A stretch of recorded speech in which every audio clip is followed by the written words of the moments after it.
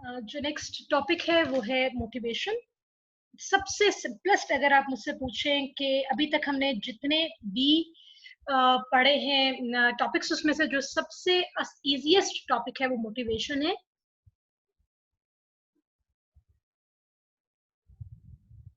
Motivation को अगर आप डिफाइन करना चाहें तो बेसिकली आप ये कह लें कि energizing force behind human behavior is basically motivation. Energizing force, कोई भी ऐसा स्टिमुलस, कोई भी ऐसी फोर्स जो कि आपको किसी गोल डायरेक्टेड बिहेवियर की साइड पे लेके जाए, जो आपको कोई बिहेवियर परफॉर्म करने पे मजबूर करे, वो मोटिवेशन है। कोई भी ऐसी फोर्स, कोई भी ऐसा स्टिमुलस जो कि आपको एनर्जी प्रोवाइड करे, जो कि आपको मजबूर करे कि आप कोई बिहेवियर परफॉर्म करो, वो मोटिवेशन है। बेसिकली मोटिवेशन में दो चीजें लाजमी होती हैं। एक तो ये कि एनर्जाइजिंग फोर्स होती है। एनर्जाइजिंग फोर्स का मतलब ये होता है कि कोई ऐसी फोर्स जो कि एनर्जी प्रोवाइड करे कोई काम करने के, जिसकी वजह से आप कोई काम या कोई टास्क परफॉर्म करना चाहें। और in the end longer run में पर्पस क्या होता है उस टास्क को परफॉर्म करने का? आप कोई गोल अचीव करना चाह रहे होते हैं। एक तो परसिस्टेंस की बात होती है। परसिस्टेंस यानी आप कोई टास्क परफॉर्म करें और उसमें आप एनर्जी एनर्जी आपको मिले कि आप कोई टास्क परफॉर्म करें, और उस टास्क को परफॉर्म करने का पर्पस ये हो कि आप जिस गोल को अचीव करना चाह रहे हैं वो गोल अचीव हो जाए। लेकिन अगर इसको मैं बहुत वन लाइन में डिफाइन करना चाहूँ तो मैं ये कहूंगी, motivation is basically the energising force behind human behaviour. या आप ये कह लो कि कोई भी ऐसा स्टिमुलस या कोई भी ऐसी कंडीशन जिसमें आप डिप्राइव्ड फील करें, कोई डेफिशिएंसी फील हो, आपको लगे कि आपकी कोई साइकोलॉजिकल नीड फुलफिल नहीं हो रही या आपकी कोई physiological need, bodily need fulfil नहीं हो रही, जिसकी वजह से वो डिप्रीवेशन आ गई है और एक इंडिविजुअल कंपेल्ड फील करे कि उस डिप्रीवेशन को खत्म करने की कोशिश करे, वो जो कंडीशन है उसको सेटिस्फाई करने की कोशिश करे, तब भी आप ये कहोगे कि मोटिवेशन है। यानी साइकोलॉजिकली या बॉडीली नीड, फिजियोलॉजिकल नीड कोई फुलफिल नहीं हो रही, जिसकी वजह से डिप्रीवेशन आ रही है, डेफिशिएंसी है, और आप मजबूर हो कि आप उस नीड को पूरा करना चाह रहे हैं। और क्योंकि इवन अगर आप ये देखो, आपको प्यास लग रही है, आप क्या करोगे? आप मोटिवेटेड किस चीज के लिए होगे? आप पानी पीना चाहोगे। प्यास लग रही है, फिजियोलॉजिकल नीड है। थर्स्ट का जनरेट होना बॉडीली नीड है। अब ये जो फिजियोलॉजिकल एक डेप्रीवेशन है, आपको लगता है कि आपको प्यास लग रही है, नीड जनरेट होगी और आप ये चाहोगे उस थर्स्ट को फुलफिल करो, उस नीड को फुलफिल करो। किस तरह से? पानी पी के। इसी तरह से भूख लगेगी, अगेन बॉडीली नीड है। आप क्या चाहोगे? आप कुछ खाओ ताकि वो भूख और हंगर खत्म हो जाए, नीड फुलफिल हो जाए। तो आप इसको या तो ऐसे डिफाइन कर सकते हो कि any energising force behind human behaviour, या आप ये कह सकते हो कि कोई भी ऐसी नीड जो कि फिजियोलॉजिकल या साइकोलॉजिकल डेप्रीवेशन की वजह से जनरेट हो रही है और एक पर्सन कंपेल्ड फील कर रहा है उस नीड को फुलफिल करने के लिए, तो ये बेसिकली मोटिवेशन है। अब मोटिवेशन के फैक्टर्स की बात करें तो बहुत सारे फैक्टर्स ऐसे हैं जो कि मोटिवेशन को इफेक्ट कर रहे होते हैं। बाज़ औक़ात उसमें बायोलॉजिकल या बॉडीली फैक्टर्स होते हैं, फिजियोलॉजिकल फैक्टर्स होते हैं। बाज़ औक़ात आपकी कॉग्निशंस होती है जिसकी वजह से आप मोटिवेटेड फील कर रहे होते हो। बाज़ औक़ात सोसाइटी या सोशल एस्पेक्ट्स ऐसे होते हैं जो कि आपको मजबूर कर रहे होते हैं कोई टास्क परफॉर्म करने के लिए या कोई गोल अचीव करने के लिए। अब जब हम थीरीज की बात करते हैं तो साइकोलॉजिस्ट्स ने बहुत सारी अप्रोचेस दी हैं मोटिवेशन की। बहुत इजी, और ये डिफरेंट अप्रोचेस हैं जो कि जो कि साइकोलॉजिकल पॉइंट ऑफ व्यू आपको बताती हैं कि एक पर्सन क्यों मोटिवेटेड फील करता है किसी टास्क को परफॉर्म करने के लिए। सबसे पहले हम स्टार्ट करते हैं इंस्टिंक्ट अप्रोचेस से। अब आप ये देखो, मोटिवेशन का चैप्टर इसलिए बहुत आसान है। इंस्टिंक्ट अप्रोचेस, इंस्टिंक्ट पे फोकस करो। ये वो थेरीज हैं, जितनी भी इंस्टिंक्ट थेरी भी कह सकते हो आप, या इंस्टिंक्ट अप्रोचेस भी कह सकते हो, ये वो थेरीज हैं जिनका ख्याल ये है कि एक पर्सन मोटिवेटेड इसलिए है due to instincts. Instincts play an important role in motivating an organism towards a goal. अब क्वेश्चन ये है इंस्टिंक्ट्स क्या है. Instincts inborn patterns of behaviour है, ऐसे पैटर्न्स जिन्हें लर्न करने की जरूरत ना पड़े. बाय बर्थ आपको आप में वो पैटर्न्स मौजूद हो, अवेलेबल हो और आप उन्हें फौरी तौर पे यूज कर सको. ऐसा ऐसा कोई यानी हम इसलिए मोटिवेटेड होते हैं क्योंकि ये हमारा इंस्टिंक्ट है, ये हमारा अनलर्न बिहेवियर होता है कि हम कोई टास्क परफॉर्म करें. मैं आपको इसको क्लियर करने के लिए एग्जांपल देती हूँ. आप ये देखो, इंस्टिंक्ट अब मैंने आपसे कहा बाय बर्थ मौजूद होते हैं, इन्हें सोसाइटी के थ्रू लर्न करने की जरूरत नहीं पड़ती. हर ऐसा बिहेवियर जो कि जेनेटिकली आप में है, एवोल्यूशन की वजह से, एवोल्यूशनरी हिस्ट्री की वजह से आप में है, आपके फोर फादर्स की वजह से आप में शिफ्ट हो रहा है, ये सारी इंस्टिंक्ट में आते हैं. यानी कोई भी ऐसा पैटर्न जिसको आप सोसाइटी की वजह से, एनवायरनमेंट की वजह से लर्न नहीं कर रहे हो, बल्कि ये जेनेटिकली आप में ट्रांसफर हो रहा है या आपके फोर फादर्स की वजह से आप में ट्रांसफर हो रहा है, या बाय बर्थ आप में पहले से मौजूद है. ये सारे क्या है, ये इंस्टिंक्ट्स हैं. एक छोटे बच्चे की एग्जांपल देती हूँ. अब ये वो चीजें हैं जिसमें आप बेशक रिफ्लेक्सेस के नाम याद ना रखो, ये सिर्फ मैं आपका पॉइंट ऑफ व्यू क्लियर करने के लिए आपको बता रही हूँ. जब आप बेबी की बात करते हो, बिल्कुल छोटे बच्चे की, जिसको इन्फेंट आप कहते हो, उसमें एक रिफ्लेक्स होता है, रूटिंग रिफ्लेक्स. नाम याद रखने की जरूरत नहीं है. रूटिंग रिफ्लेक्स, रूटिंग रिफ्लेक्स ये होता है कि जब आप किसी छोटे से बच्चे की बर्थ के फौरी बाद कुछ मंथ्स तक जब आप बच्चे की चीक्स को टच करते हो या माउथ, ये जो ओरल कैविटी होती है इसके आसपास टच करते हो, तो टेंडेंसी ये होती है बच्चा अपना मुंह खोलता है. मुंह खोलने की रीजन क्या होती है, उसको लगता है कि उसको फीडिंग करवाने लगे हो आप, या उसको मिल्क बॉटल दी जाने लगी है. ये instincts basically usually survival responses होते हैं, बाय बर्थ प्रेजेंट होते हैं और यूजुअली आपको सर्वाइवल में हेल्प कर रहे होते हैं. अब बच्चे के सर्वाइवल के लिए बहुत ज्यादा जरूरी है कि क्योंकि उस अब वो बोल तो सकता नहीं है, उसका सारा जो की डिपेंडेंसी है वो बेसिकली फीडिंग पे है. तो इंस्टिंक्ट है, ये रूटिंग एक रिफ्लेक्स है कि ऑटोमेटिकली जब भी आप बच्चे की चीक्स को या माउथ को या ओरल कैविटी को टच करोगे, होगा क्या, बच्चा एकदम से अपना मुंह खोलेगा. इसी तरह से बच्चे में वो सीखता नहीं है, ये चीज उसे सिखाने की जरूरत नहीं पड़ती, ये ऑटोमेटिकली रिफ्लेक्स, इसको कहा जाता है रूटिंग रिफ्लेक्स. रिफ्लेक्स वो चीज होती है जो ऑटोमेटिक होती है, जो इंस्टिंक्ट होती है, जो बाय बर्थ आप में प्रेजेंट होती है. इसी तरह से ग्रेस्पिंग रिफ्लेक्स. अब बच्चे को कभी हाथ को टच करने की कोशिश करो, कभी उंगली से हाथ लगाने की कोशिश करो, बच्चा आपकी उंगली को अपने हाथ में दबा लेगा, बंद कर लेगा अपनी फिंगर्स. ग्रैस्प, अब जो भी चीज उसके हाथ के करीब लाओगे, पेन है, फिंगर है, कोई और चीज है, बच्चा अपना हाथ बंद कर लेगा. इसी तरह से एक रिफ्लेक्स होता है Moro reflex. Moro reflex basically आप ये कह लो कि बहुत ज्यादा लाउड नॉइस के केस में जो स्टार्टल रिस्पॉन्स जिसको आप कहते हो, जब एकदम से बच्चा हड़बड़ा जाना जिसको कहते हैं, बहुत ज्यादा तेज शार्प साउंड जब बच्चे को सुनने को मिलता है तो बच्चा एकदम से हाथ खोल लेता है, खास पैटर्न होता है. ये क्या है, ये सर्वाइवल, ये स्टार्टल रिस्पॉन्स के केस में होता है. ये सारी चीजें जितनी भी मैंने आपको बताई हैं, मोरो रिफ्लेक्स है, रूटिंग रिफ्लेक्स है, ग्रेस्पिंग रिफ्लेक्स है, ये वो चीजें हैं जो बच्चे को सिखाने की जरूरत नहीं पड़ती. इसी तरह से आप अगर एनिमल्स के केस में देखो, एनिमल्स के केस में आपने देखा होगा कि एनिमल्स अपनी टेरिटरी में रहते हैं, वो अपनी टेरिटरी में यूजुअली किसी और को नहीं आने देते, और टेरिटरी एक्सप्लोरेशन चलती रहती है. एक्सप्लोरेशन किस चीज के लिए होती है, कि कोई और आउटसाइडर उनकी टेरिटरी में ना आ जाए. अब ये जो एक्सप्लोरेटरी बिहेवियर होता है, एक्सप्लोरेटरी बिहेवियर बेसिकली सर्वाइवल के लिए बहुत ज्यादा जरूरी होता है कि कोई आउटसाइडर उनके एरिया में ना आ जाए.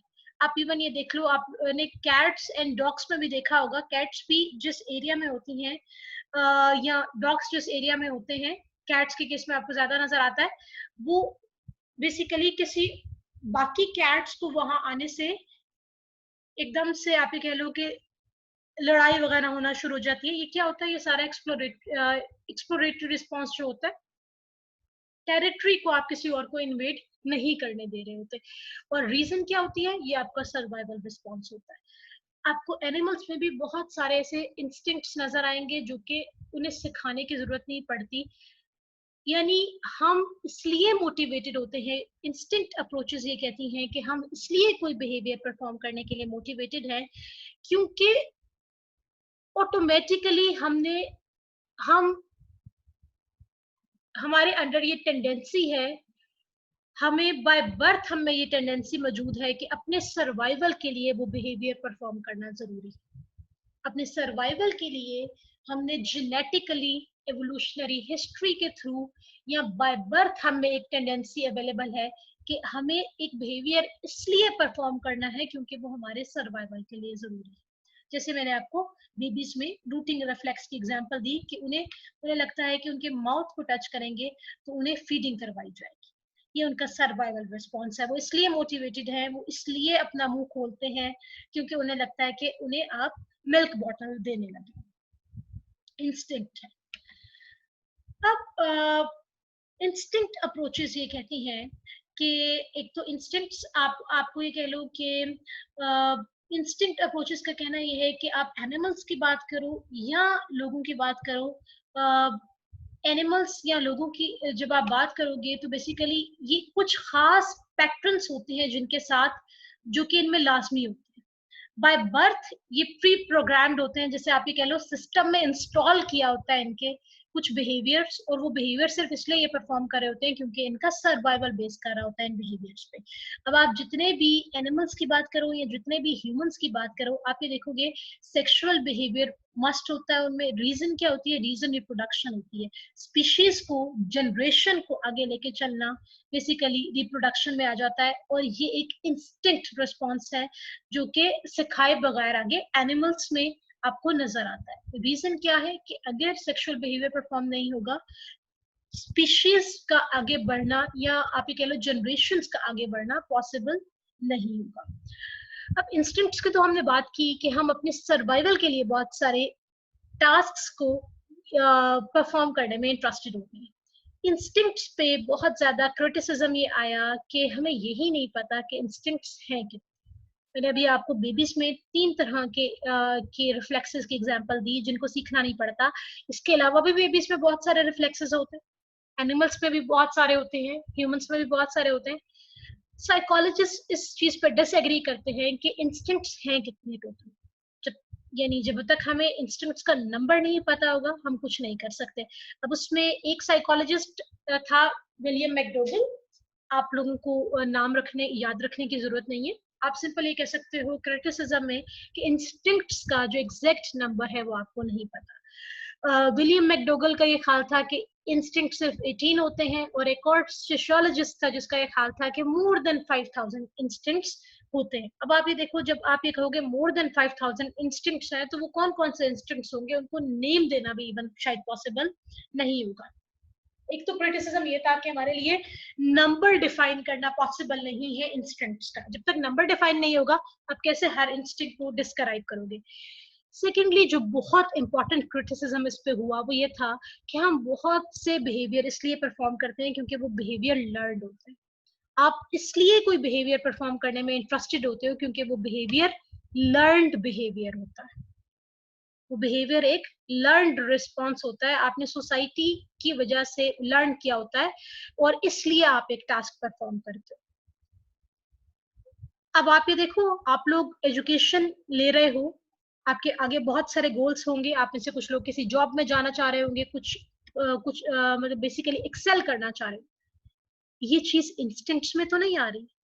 आपने सोसाइटी से लर्न किया कि आपके पास अच्छी डिग्री होगी तो आपको अच्छी जॉब मिलेगी, अच्छी जॉब मिलेगी आपका फ्यूचर सिक्योर होगा। ये चीज आपका इंस्टिंक्ट तो नहीं था, ये बाय बर्थ तो चीज आप में इंस्टॉल्ड नहीं थी। आप का बेसिकली बाय बर्थ आप में इस चीज का नॉलेज नहीं था, बल्कि इस चीज आपने सोसाइटी से लर्न की है। यही क्रिटिसिज्म है कि हम बहुत सारे बिहेवियर्स इसलिए परफॉर्म करते हैं कि हमें सोसाइटी या बहुत सारे बाकी फैक्टर्स या इन्वायरमेंट सिखाती है वो बिहेवियर परफॉर्म करने के लिए, वो इंस्टिंक्ट नहीं होते। देन आपके पास आती है derive reduction approaches. Drive reduction approaches ये कहती हैं, जिस तरह मैंने आपको कहा था कि we are motivated to perform a behaviour due to instincts, drive reduction theory में हम ये कहते हैं कि we are motivated to perform a behaviour due to drives. अब डिराइव क्या है? कोई भी मोटिवेशनल टेंशन जो कि आपको कोई नीड फुलफिल करने में हेल्प करे, कोई भी ऐसी टेंशन, मोटिवेशनल टेंशन, कोई भी ऐसी एनर्जाइजिंग फोर्स जो कि आपको कंपेल्ड करे कि आप कोई नीड फुलफिल करो। आप ये देखोगे कि डिराइव रिडक्शन के केस में हम ये कहते हैं कि मैं बताती हूँ इसको पुश थेरीज क्यों कहा जाता है। अभी डिराइव रिडक्शन के केस में आप ये कहते हैं कि बेसिकली एक पर्सन कोई बेसिक फिजियोलॉजिकल रिक्वायरमेंट मिस कर रहा होता है, या आप ये कह लो कि कोई डिराइव होती है, कोई डेप्रिवेशन होती है बायोलॉजिकल रिक्वायरमेंट, या तो जैसे हंगर है, थर्स्ट है, स्लीप है, ये सारी बायोलॉजिकल रिक्वायरमेंट्स है आपकी। कोई ऐसी रिक्वायरमेंट, बेसिक चीज मिसिंग होती है और उस बेसिक चीज को फुलफिल करने के लिए कोई नीड आपकी फुलफिल नहीं हुई होती, उस नीड को फुलफिल करने के लिए एक डिराइव जनरेट हो जाती है। और आप क्या चाहते हो? आप चाहते हो उस ड्राइव को फुलफिल करो। प्यास लगेगी, आप चाहोगे पानी पिया जाए, भूख लगेगी, आप चाहोगे खाना खाया जाए। इसी तरह से अगर आपको लगेगा बहुत नींद आने लगेगी, तो ऑटोमेटिकली आप आपकी बॉडी डिमांड ये करेगी कि आप कुछ देर सो जाओ ताकि आप वापस अपने ऑप्टिमल लेवल पे आ सको। डिराइव्स दो तरह की होती हैं, एक प्राइमरी ड्राइव्स होती हैं, एक सेकेंडरी ड्राइव्स होती हैं। प्राइमरी ड्राइव्स तो अब आपकी वो ड्राइव्स हैं जो कि बायोलॉजिकल नीड्स के साथ एसोसिएटेड है, जैसा कि अभी मैं आपको एग्जांपल दे रही थी, हंगर की, थर्स्ट की, स्लीप की एंड सेक्स की। ये सारी आपकी प्राइमरी ड्राइव्स हैं जो कि आपकी बॉडीली नीड्स के साथ एसोसिएटेड है। अब बहुत सारी आपकी नीड्स ऐसी हैं जो कि बॉडीली नीड्स के साथ एसोसिएटेड नहीं है। अगर आप एकेडमिकली एक्सेल करना चाहते हो, अगर आप प्रोफेशनली एक्सेल करना चाहते हो, अगर आप किसी पावरफुल पोजीशन पे आना चाहते हो, पावर ओरिएंटेड हो, ये सारी चीजें आपकी बॉडीली नीड्स नहीं है। एकेडमिकली एक्सेल करना, प्रोफेशनली अच्छा परफॉर्म करना, कोई आर्टिस्टिक चीज प्रोड्यूस करना, या आप ये कह लो कि पावर ओरिएंटेड किसी लीडरशिप की पोजीशन में आना, ये सारी चीजें आपकी सेकेंडरी नीड्स में आती हैं। यानी ऐसी हर नीड जिसका डायरेक्ट ताल्लुक आपकी बॉडीली नीड्स से नहीं है, आपकी बॉडी की रिक्वायरमेंट से नहीं है, बल्कि आपने अपनी लर्निंग की वजह से, अपने अपने प्रायर एक्सपीरियंसेस की वजह से ये सीख लिया है कि जो बाकी नीड्स हैं ये भी इम्पोर्टेंट है। अब जितनी भी नीड्स ऐसी हैं जिनका जो कि बॉडी से डायरेक्टली ताल्लुक नहीं रख रही हैं, वो सारी सेकेंडरी नीड्स में आ जाती है। दो तीन चार एग्जांपल्स मैं आपको दी, प्रोफेशनली एक्सेल करना, एकेडमिक अचीवमेंट, पावर ओरिएंटेड होना यानी लीडरशिप की किसी पोजीशन पे आना, या कोई आर्टिस्टिक टास्क प्रोड्यूस करना।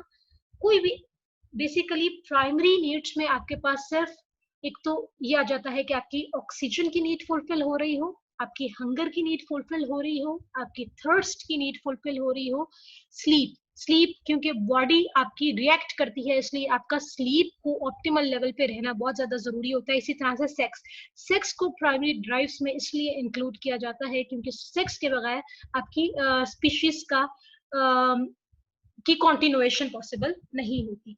ये चार पांच इधर ऑक्सीजन की नीड यहाँ पे मिसिंग है, अदरवाइज इन पांच के अलावा प्राइमरी ड्राइव्स आपके पास कोई और नहीं है। बाकी सारी जितनी भी नीड्स आती हैं कि आपको मनी की जरूरत है, आपको फेम की जरूरत है, आपको पावर की जरूरत है, ये सारी आपकी सेकेंडरी ड्राइव्स है। बेसिकली डिराइव रिडक्शन अप्रोचेस ये कहती हैं जब जब हमारे पास कोई चीज, जब हम डिप्राइव्ड फील करते हैं, जब हमारे पास किसी चीज की डेफिशिएंसी होती है, तो एक नीड जनरेट हो जाती है। हमारे पास जो चीज नहीं होती उस चीज की नीड जनरेट हो जाती है, और देन हम एनर्जाइज्ड फील करते हैं, हम मोटिवेटेड फील करते हैं कि उस डिराइव को, उस नीड को फुलफिल करें। एक डिराइव जनरेट हो जाएगी और आप मोटिवेटेड फील करोगे कि उस नीड को फुलफिल करो। डिराइव रिडक्शन, जो डिराइव प्रोड्यूस होगी कि नीड जो कि जनरेट हुई है उसको रिड्यूस किया जाए, क्योंकि जब तक आपकी वो डिप्रीवेशन या डेफिशिएंसी पूरी नहीं होगी, आपकी बॉडी दोबारा ऑप्टिमल लेवल पे नहीं आएगी या सेटिस्फेक्शन का लेवल नहीं आएगा। डिराइव रिडक्शन अप्रोचेस को पुश थेरीज कहा जाता है कि यूजुअली डिराइव रिडक्शन ज्यादा अच्छा एक्सप्लेन करती हैं प्राइमरी डिराइव्स को। जब आपको भूख लगती है या प्यास लगती है या नींद नहीं पूरी हुई होती, आपकी बॉडी ऑटोमेटिकली आपको पुश करती है कि अब नींद पूरी करने की जरूरत है, अब कुछ खाने की जरूरत है, या अब आपको पानी पीने की जरूरत है। पुश करती है अपनी तरफ ऑटोमेटिकली, आप पुश कि आप उस नीड को फुलफिल करो। इसलिए इन्हें पुश थेरीज कहा जाता है कि आप कंपेल्ड फील करते हो, नीड आपको अपनी तरफ खींच रही होती है बेसिकली, कि बॉडी आपकी डिमांड कर रही होती है कि आप उस नीड को फुलफिल करो। अब जब आप ये कहते हो ड्राइव रिडक्शन, एक बात को याद रखिएगा, ड्राइव रिडक्शन ज्यादा बेहतर एक्सप्लेन करती है प्राइमरी ड्राइव्स को, इसमें सेकेंडरी ड्राइव्स को बहुत ज्यादा अच्छे तरीके से एक्सप्लेन नहीं किया जाता। अब जब बॉडी में एक प्राइमरी डिराइव जनरेट होगी, प्राइमरी डिराइव का जनरेट क्या होना है, आपको भूख लग रही है, सिंपल सी एग्जांपल रखते हैं, भूख का लगना या प्यास का लगना। अब क्या है जी, बॉडी डेफिशिएंसी फील कर रही है, भूख लग रही है या प्यास लग रही है, डिराइव जनरेट हो जाएगी। आप क्या चाहोगे, आप वापस खाना खाना चाहोगे या आप पानी पीना चाहोगे अपनी बॉडी को मेंटेन करने के लिए। अब ये जो बॉडी की मेंटेनेंस है इसको कहा जाता है होम्योस्टेसिस।